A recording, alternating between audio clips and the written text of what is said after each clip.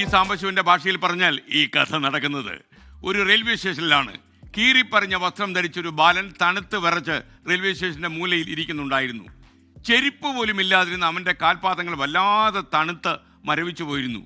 Train കയറാൻ വന്ന ഒരു മധ്യവയസ്കന് കുട്ടിയുടെ അവസ്ഥ കണ്ട് വല്ലാതെ മനസ്സലിഞ്ഞു പോയി. അദ്ദേഹം പെട്ടെന്ന് തൻ്റെ ബാഗിൽ നിന്ന് ഒരു ജോഡി പുതിയ കമ്പിളി സോക്സുകളും പുതപ്പും എടുത്ത കുട്ടി കൊടുത്തു. അതണിഞ്ഞപ്പോൾ അവന് നേരിയ ആശ്വാസമുണ്ടായി. ആ കുട്ടി ആ മനുഷ്യൻ്റെ കൈകളിൽ മുറുകെ പിടിച്ചു. എന്നിട്ട് ചോദിച്ചു, അങ്കിളെ, നിങ്ങൾ ദൈവമാണോ?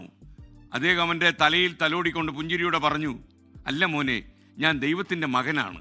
അപ്പോൾ ആ കുട്ടി ചോദിച്ചു, എനിക്കറിയാമായിരുന്നു അങ്കിൾ ദൈവത്തിൻ്റെ ആരോ ആണെന്ന്. കാരണം ഞാൻ ഇന്നലെ ദൈവത്തോട് മാത്രമാണ് ഈ എൻ്റെ തണുപ്പിൻ്റെ കാര്യം പറഞ്ഞത്. ദൈവത്തോടുള്ള പ്രാർത്ഥനകളും യാചനകളും പലപ്പോഴും ഒരു പ്രതീക്ഷയാണ്.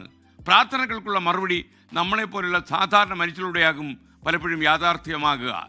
മറ്റുള്ളവർക്ക് ഒരു അനുഗ്രഹമായി മാറാൻ കഴിയുന്നതിനേക്കാൾ വലിയ പുണ്യം ലോകത്തൊന്നുമില്ല.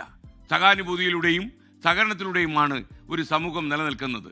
അന്യരോട് കരുണ കാണിക്കുന്നവർക്ക് ദൈവസഹായം ലഭിക്കാൻ അവകാശമുള്ളൂ എന്ന ബൈബിൾ വാക്യം കൂടി ഞാൻ പ്രിയപ്പെട്ട പ്രേക്ഷകരെ ഓർമ്മിപ്പിക്കുകയാണ്.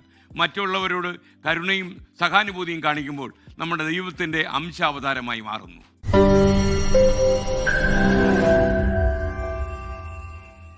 ലോകത്തെവിടെയായാലും ഏത് സമയത്തും 24 വാർത്തകളും ഓഗ്മെന്റഡ് റിയാലിറ്റി പാക്കേജുകളും എക്സ്പ്ലെയിനറുകളും വിശദമായി കാണാൻ ഞങ്ങളുടെ യൂട്യൂബ് ചാനൽ നിങ്ങൾക്ക് സബ്സ്ക്രൈബ് ചെയ്യാം.